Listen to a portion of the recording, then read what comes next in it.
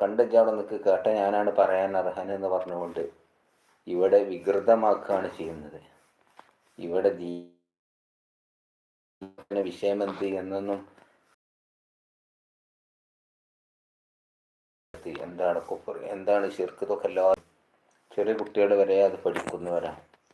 എന്നാൽ അതിൻ്റെ പേരിൽ ചർച്ചാ വിഷയം ഉണ്ടാക്കിയിട്ട് ഉള്ള ആളുകളെ വസ്വാസിലാക്കിയിട്ട് എന്ത് കാര്യമാണുള്ളത്? ഇതുവരെയും നമ്മൾ ജീവിച്ചു പോകുന്ന സുന്നത്ത് ജമാഅത്തിൻ്റെ ആശയമാണെങ്കിൽ അത് സത്യമാണെന്ന് വിശ്വസിക്കുന്നവരെ പല ഗ്രൂപ്പും പറഞ്ഞുകൊണ്ട് മുമ്പത്തെ അതിൽ 95 അല്ലേ 89 പറയുന്നത് എന്താ ആവശ്യമാണ് അതിലുള്ളത്? കാരണം അത് പറഞ്ഞെങ്കിൽ ഒരു പ്രതിയോഗികളെ സങ്കല്പിച്ചെങ്കിലേ നമ്മൾക്കൊക്കെ നിലനിൽപ്പുള്ളൂ എന്ന് തോന്നിപ്പോകുക. വലിയ വലിയ നേതാക്കന്മാരായി തോന്നുന്ന ആളുകൾക്ക് നേതാക്കന്മാരായി തോന്നുക എന്ന് പറയാൻ കാരണം നേതാക്കന്മാരും കബൂലിയത്തും ഒക്കെ അള്ള കൊടുക്കണതാണ്. അതാർക്കും കൊടുക്കും. മനുഷ്യനായി ജീവിച്ചാൽ അള്ള ഉയർത്തിയാൽ അവർക്ക് അള്ളാൻ്റെ അടുക്കലൊരു കബൂലിയത്ത് ഉണ്ടാവും.